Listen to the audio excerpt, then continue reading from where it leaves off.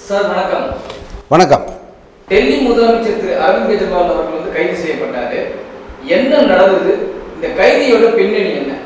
அரவிந்த் கெஜ்ரிவால் இப்போ ஒரு வலுவான தலைவராக உருப்பெற்றிருக்காரு. இந்த கேஸுக்கு போகிறதுக்கு முன்னாடி அரவிந்த் கெஜ்ரிவால் யாருங்கிற ஒரு ஃப்ளாஷ்பேக்கு போனோம். இன்றைக்கி மோடியினுடைய தலைமையில் இந்த பிஜேபி அரசு இன்றைக்கி இருக்குன்னா அதுக்கு முக்கிய காரணங்களில் ஒருத்தர் இந்த அரவிந்த் கெஜ்ரிவால். இவர் அன்னைக்கு இந்த மோடி அமித்ஷா இந்த கூட்டத்தோடு தான் இவரும் அன்றைக்கி இருந்தார். எப்படி இருந்தார்னா மறைமுகமாக அவங்களுக்கு சப்போர்ட்டாக இருந்தார். லோக்பால் லோக்பால் லோக்பால்னு நம்ம எப்போ பார்த்தாலும் ஒரு வார்த்தையை சொல்லிக்கிட்டு இருந்தாங்க இல்லையா, ஒரு 10 வருஷத்துக்கு முன்னாடி. அந்த அண்ணா ஹசாரே கூட இருந்தவர் தான் இந்த அரவிந்த் கெஜ்ரிவாலும் அந்த கிரண்பேடி ஐபிஎஸ் அவர்களும். இவங்கெல்லாம் சேர்ந்து தான் அன்றைக்கு காங்கிரஸ் அரசுக்கு எதிராக அந்த லோக்பால் அப்படிங்கிற அந்த சட்டத்தை கொண்டு வரணும், லஞ்சத்தை ஒழிப்போம், ஊழலை ஒழிப்போம் அப்படின்னு சொல்லிட்டு முழங்கினாங்க. காங்கிரஸ் ஆட்சியில் ஊழல் எக்கச்சக்கமாக ஆயிடுச்சு, தலைவரிச்சு ஆடுது அப்படின்னு சொல்லிட்டு மிகப்பெரிய ஒரு போராட்டத்தை ராம்லீலா மைதானத்தில் டெல்லியில் அவங்க அரங்கேற்றுறாங்க. அந்த போராட்டத்தில் அண்ணா ஹசாரே உண்ணாவிரதம் இருந்தது. அதை பேஸ் பண்ணி பல படங்கள்லாம் கூட வந்தது. இங்கேருந்து நடிகர் விஜய் அங்கே போயிட்டு அண்ணா ஹசாரேவை பார்த்து பேசிட்டுலாம் வந்தார், சப்போர்ட் பண்ணிட்டு வந்தார். இதெல்லாம் உங்களுக்கு ஞாபகம் இருக்கும். அந்த கூட்டத்தில் ஒருவர் தான் இந்த அரவிந்த் கெஜ்ரிவால்.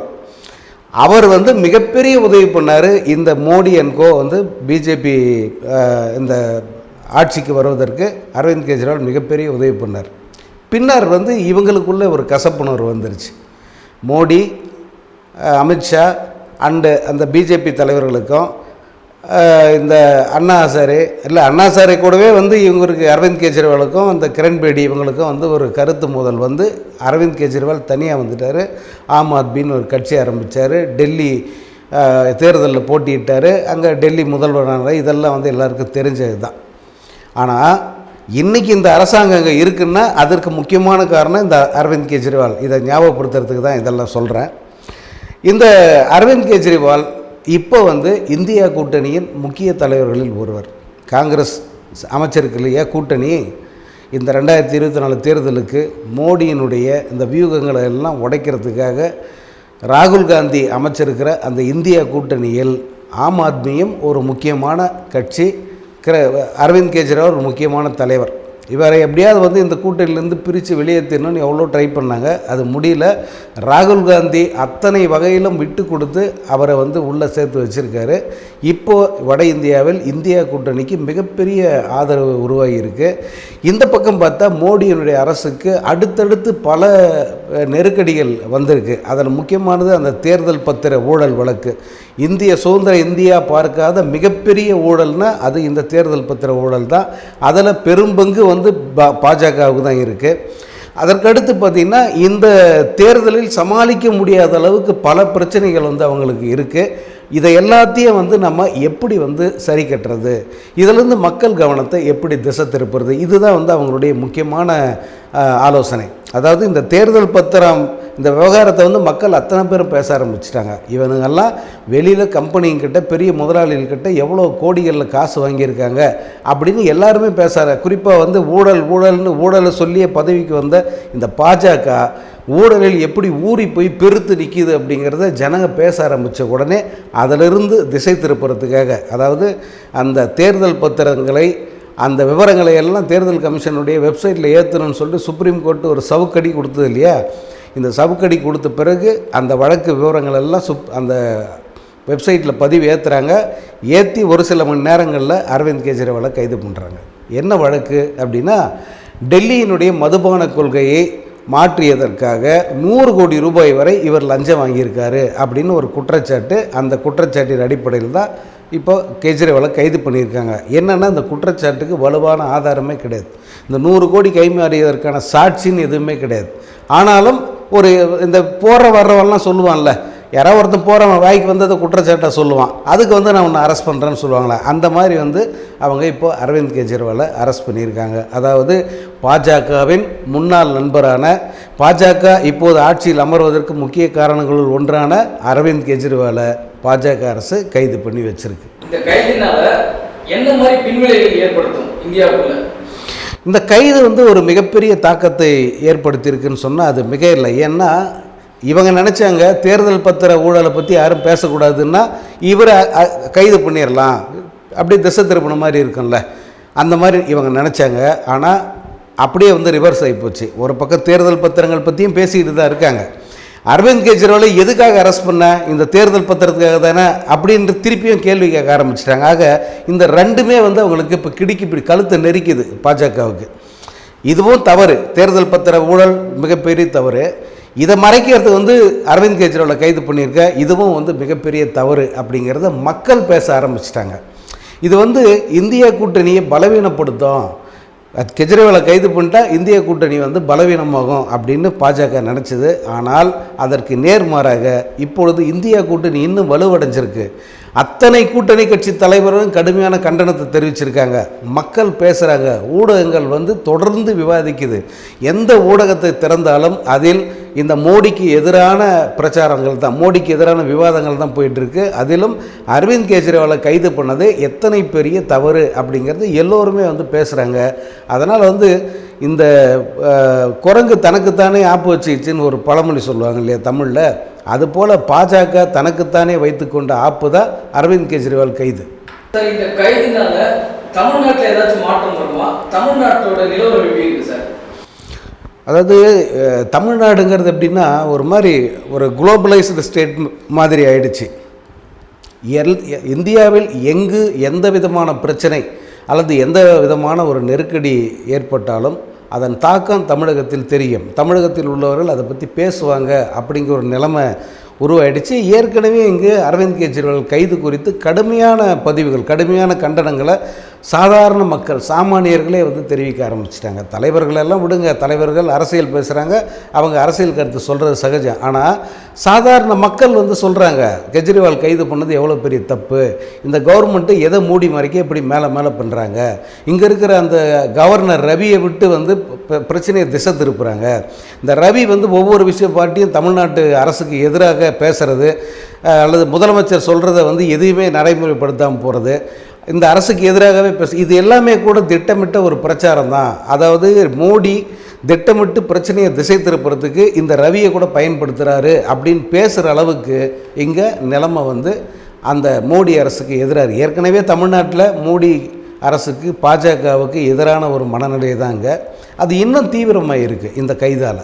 சார், இந்த 2024 பாராளுமன்ற தேர்தலில் தமிழ்நாட்டில் இருக்கிற கட்சிகளுடைய கூட்டணி நிலவரம் என்ன, எப்படி அமைஞ்சது, எந்த கூட்டணிக்கு வந்து அதிகப்படியான வெற்றி வாய்ப்புகள் இருக்குன்னு நினைக்கிறீங்க? தமிழ்நாட்டை பொறுத்த வரைக்கும் 4 அணிகளாக இங்கே கட்சிகள் வந்து பிரிஞ்சு நிற்குது. அதில் முதல்ல இருக்கிற அணி வந்து திமுக கூட்டணி. திமுக, காங்கிரஸ், விடுதலை சிறுத்தைகள், மதிமுக, கம்யூனிஸ்ட் கட்சிகள் இவங்கெல்லாம் இணைந்த ஒரு மெகா கூட்டணி. அது மிக வலுவான ஒரு கூட்டணியை நிற்கிது. அங்கே வந்து தொகுதி பங்கீடு எல்லாமே முடிஞ்சிருச்சு. அவங்க வேட்பாளர்கள் முழுமையாக அறிவிக்கப்பட்டு விட்டார்கள். அத்தனைக்கு பிரச்சாரத்துக்கு கூட அவங்க கிளம்பிட்டாங்க. அதே போல் தேர்தல் வாக்குறுதிகளை அறிவிச்சிருக்காங்க. அந்த தேர்தல் வாக்குறுதிகளை கேட்ட உடனே எதிர்கட்சிகள் எல்லாம் அலறுது. இங்கே இருக்கிற கட்சிகளும் சரி அல்லது வடக்கில் இருக்கும் கட்சிகளும் சரி, அவங்க அலறாங்க. ஏற்கனவே கொடுத்த வாக்குறுதின்றாங்க. பட் அது எல்லாமே முழுக்க போய் இது புதுசாக தான் கொடுத்துருக்காங்க திமுக. அந்த 64 பக்கத்தில் கொடுக்கப்பட்டிருக்கிற வாக்குறுதிகள் அனைத்தும் புதிது தான். அதில் நீட் விலக்கு மசோதாங்கிறது அதில் இருந்தது, இதில் இருந்து. ஏன்னா இப்போ வரைக்கும் நீட் அவங்க விளக்கலை. அதனால் நாங்கள் ஆட்சி அமைஞ்சால் கண்டிப்பாக நீட்டை விலக்கிடுவோம் அப்படின்னு சொல்லியிருக்காங்க. மற்றபடி திமுக தலைமையிலான இந்த கூட்டணியினுடைய இந்த தேர்தல் வாக்குறுதி மக்களை வந்து பெரிய அளவில் கவர்ந்திருக்கிறது. அதை கண்கூட பார்க்க முடியுது. ஏன்னா ஏற்கனவே வந்து சட்டமன்ற தேர்தலுக்கு அவங்க 500க்கும் மேற்பட்ட வாக்குறுதியில் கொடுத்தாங்க. அதில் பெரும்பான்மையை நிறைவேற்றியும் காட்டியிருக்காங்க. அதனால் வந்து இந்த வாக்குறுதி மேலே அவங்களுக்கு நம்பிக்கை இருக்குது. என்றைக்குமே திமுகவோட தேர்தல் ஹீரோ யாருன்னா மு.க. ஸ்டாலினோ அல்லது அவங்க அப்பா கலைஞரோ கிடையாது. அவங்க உருவாக்கி தருகிற அந்த தேர்தல் அறிக்கை தான் திமுகவோட ஹீரோ. அந்த வகையில் இந்த எலெக்ஷனில் அவங்களுடைய தேர்தல் அறிக்கை ரொம்ப வலுவாக தரமாக இருக்குது. அதுக்கு அடுத்த கூட்டணின்னு பார்த்திங்கன்னா அதிமுக கூட்டணி. அது அதிமுக கூட்டணின்னு சொல்ல முடியாது. ஏன்னா அதிமுக மட்டும்தான் அதில் பெரிய கட்சி. அவங்களே 33 இடங்களில் போட்டியிடுறாங்க. மீதி 7 இடங்களில் வந்து பிரேமலதா விஜயகாந்த் தலைமையில் இருக்கிற தேமுதிகவும், அடுத்து புதிய தமிழகம் கட்சி, இன்னும் ஒரு கட்சி, இவங்கெல்லாம் சேர்ந்து வந்து அந்த 7 இடத்துல போட்டியிடுறாங்க. மொத்தம் 40 இடங்களில் இப்படி பிரிச்சுக்கிட்டாங்க அதிமுக அணி. காரணம், அதிமுக வந்து பாமக ரொம்ப நம்பிக்கிட்டு இருந்தாங்க, அதே போல் தமாகவையும் நம்பினாங்க. ஆனால் இவங்க எல்லாரையும் வந்து அவங்க புள்ள பிடிக்கிற கூட்டம் மாதிரி வந்து அவங்க பிடிச்சிட்டு போயிட்டாங்க. புள்ள பிடிக்கிறதுனா ஏதோ இவங்களுக்கு ஒன்றும் தெரியாதவங்க மாதிரின்னு எடுத்துக்க தேவையில்ல. இவங்க ரொம்ப தெளிவான ஆளுங்க தான், பாமக தமாகா இவங்க எல்லாருமே. ஸோ இவங்க இந்த வாட்டி எங்கே அதிக ஆதாயமோ அங்கே போய் இருக்கணும் அப்படின்னு சொல்லிட்டு அங்கே போயிருக்காங்க. அதிக ஆதாயம்னா கண்டிப்பாக அரசியல் ஆதாயம் இல்லை, வேறு வகை ஆதாயம் அவங்களுக்கு. அதில் மூன்றாவது அணியாக நிற்கிறது இந்த பாஜக கூட்டணி. பாஜக கூட்டணியில் பாஜக இருக்குது, பாமக இருக்குது, தமாக இருக்குது, இன்னும் சில கட்சிகள், அதாவது ஜான் பாண்டியன் போன்றவர்கள் எல்லாம் இருக்காங்க. இப்படி 3 அணிகளாக வந்து இந்த களத்தில் வந்து நிற்கிறாங்க. 4வதாக இருப்பது சீமானுடைய நாம் தமிழர் கட்சி. அந்த கட்சிக்கு ஒதுக்கப்பட வேண்டிய சின்னம் வந்து கரும்பு விவசாயி. அது சதியாலோ அல்லது இவங்க தவறாலோ வந்து அந்த சின்னம் கிடைக்காம போயிடுச்சு. அதனால் வந்து கொஞ்சம் அவங்க சுணக்கத்தில் இருந்தாங்க. இப்போ அவங்களுக்கு ஹரிக்கேன் லைட் சின்னம் வந்து ஒதுக்கியிருக்காங்க. அதனால் ஹரிக்கேன் லைட்டை வந்து அதை பிரபலப்படுத்துறது, மக்கள் மத்தியில் கொண்டு போய் சேர்க்கறது அப்படின்னு அவங்களுக்கு நிறைய வேலைகள் இருக்குது. அவங்க ஏற்கனவே தேர்தல் வேட்பாளர்களை வந்து அறிவிச்சிட்டாங்க. ஸோ இந்த 4 அணிகளாக தமிழகத்தில் வந்து அவங்க களத்தில் நிற்கிறாங்க. யாருக்கு வெற்றி வாய்ப்பு அப்படின்னு பார்த்தீங்கன்னா, இதில் வந்து புதுசாக வந்து சொல்ல வேண்டியதே இல்லை. கைப்புண்ணுக்கு கண்ணாடி தேவையில்லைன்னுவாங்களே, அது போல் இங்கே யார் முதலிடம், யார் 2ஆம் இடம், யார் 3ஆம் இடம் அப்படின்னு சொல்கிறதுல எந்த தயக்கமும் இல்லை. நிச்சயமாக 40 தொகுதிகளிலும் முதலிடம் என்பது திமுக தலைமையிலான கூட்டணிக்குத்தான் அப்படிங்கிறதுல பெரிய தேர்தல் கணிப்போ தேர்தல் நிபுணத்துவமோ தேவையில்லதை சொல்கிறதுக்கு, அது எல்லாருக்குமே தெரியும். 2ஆம் இடம் அநேகமாக அதிமுகவுக்குத்தான் இந்த 2ஆம் இடம் கிடைக்கும். ஏன்னா அதிமுக கூட்டணி இருந்தாலும் இல்லைன்னாலும் பெரிய கட்சி தான், தனித்தே ஒரு தேர்தலை சந்திக்கக்கூடிய திராணியுள்ள கட்சி, ஜெயலலிதா பாணியில் சொன்னான். அதனால் அந்த கட்சியினுடைய வாக்கு வங்கி கணிசமாக இருக்குது. அவங்க 2வது இடம் வருவாங்க. சில தொகுதிகளில் வந்து கொஞ்சம் போட்டி கடுமையாக கூட இருக்கும். 3ஆம் இடம் நீங்கள் யோசிக்கவே தேவையில்லை, அது பாஜக கூட்டணிக்கு தான் அந்த 3வது இடம். அதுவும் கூட பாஜக தனித்து நின்னால் அது அந்த நாம் தமிழர் சீமானுக்கு அடுத்து தான் வரும்.